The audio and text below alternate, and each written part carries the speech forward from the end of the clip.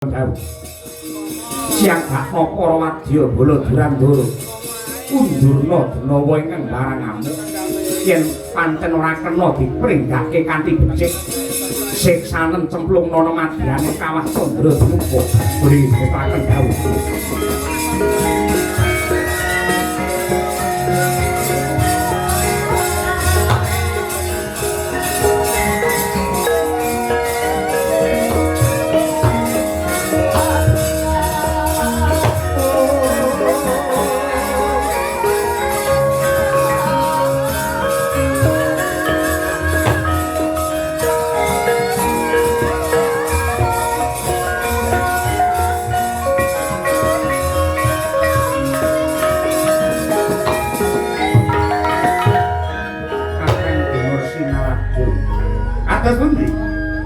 Jebul wonten ingkang sumusul wonten Kahyangan utusanipun Prabu Linggagarda saking Tunjung Lautan ingkang medya amboyongi calon Hapsari.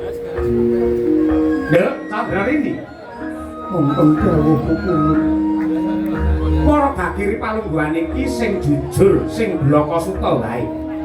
Apa jeneng kita wis ana gandeng asmara sambung tresna lawan Prabu Linggagarda?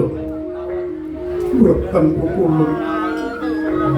Nanging nalika semanten Prabu Linggagarda menika nglamar dumateng kula parandene Kanjeng Rama Prabu dereng kepareng paring wangsulan satemah minggah Kahyangan ngamuk punggung menika kula babar pisan mboten ngertos.